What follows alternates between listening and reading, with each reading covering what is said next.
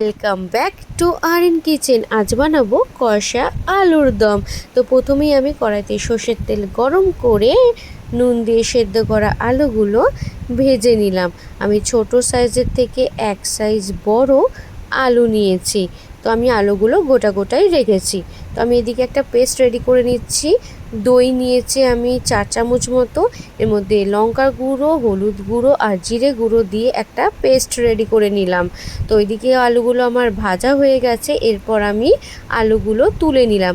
আর আলুটা আমি 90% মতো কুক করেছি। ওইদিকে কড়াইতে আরও কিছুটা সর্ষের তেল গরম করে তাতে গোটা গরম মশলা, 2টো শুকনো লঙ্কা আর তেজপাতা ফোড়ন দিয়ে কিছুক্ষণ নাড়াচাড়া করে নিলাম। কিছুক্ষণ নাড়াচাড়া করে এরপর আমি একটা গোটা বড় টমেটো কুচি নিয়ে কিছুক্ষণ ফ্রাই করে নিলাম। তারপর আমি একটা বড় সাইজের পেঁয়াজ আর হাফ টমেটো পেস্ট করে আমি সেটা দিয়ে দিলাম। আর বড় সাইজের পেঁয়াজ না থাকলে 2টো ছোট সাইজ আর মিডিয়াম সাইজের হলে একটা গোটা মিডিয়াম সাইজ আর হাফ দিয়ে পেস্ট করে নেবেন। তো কিছুক্ষণ নাড়াচাড়া করে নেওয়ার পর আমি 1 চামচ আদা বাটা আর 1 চামচ রসুন বাটা দিয়ে দিলাম। আর দিলাম 1 চামচ কাঁচা লঙ্কা বাটা। এরপর সবটা কষিয়ে নিলাম। কিছুক্ষণ কষানোর পর কাশ্মীরি লঙ্কা গুঁড়ো দিয়ে দিলাম, এতে কালারটা ভালো আসবে।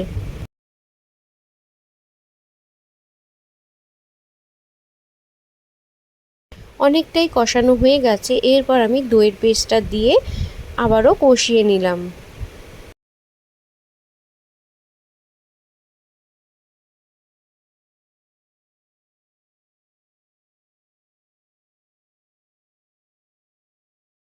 দইয়ের পেস্টের বাটি ধোয়া জলটা দিয়ে দিলাম, দিয়ে মশলাটা কষিয়ে নিলাম।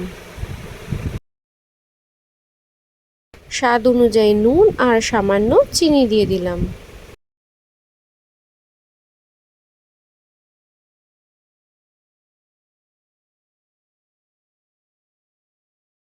মশলা কষানো হয়ে গেছে, মশলা থেকে তেল ছাড়তে শুরু হয়ে গেছে। এরপর আমি ভেজে রাখা আলুগুলো দিয়ে দিলাম, দিয়ে কষিয়ে নিলাম। আমি আলুটা এই জন্যই পুরোপুরি সেদ্ধ করিনি, যাতে কষানোর সময় আলুটা ভেঙে না যায়। আলু সেদ্ধ করবার সময় একটু নুন দিয়ে সেদ্ধ করলে আলুর ভেতরে নুনটা ঢুকে যায়। এরপর আমি কুচনো ধনেপাতা আর কয়েকটা কাঁচা লঙ্কা ছড়িয়ে দিলাম, দিয়ে মিক্স করে দিলাম।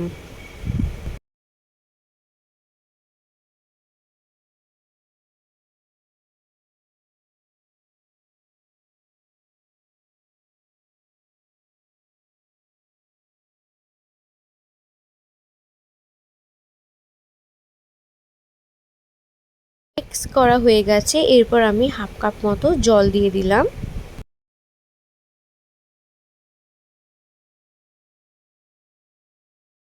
আলুর দমের গ্রেভি ফুটতে শুরু হয়ে গেছে।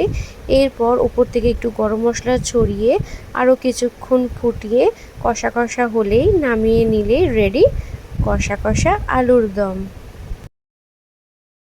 কষা আলুর দম তো একদম রেডি গরম গরম লুচি ও পরোটার সাথে খাওয়ার জন্য। তো আমার এই কষা আলুর দমের রেসিপিটা আপনাদের কেমন লাগলো আমাকে অতি অবশ্যই কমেন্ট বক্সে কমেন্ট করে জানাবেন।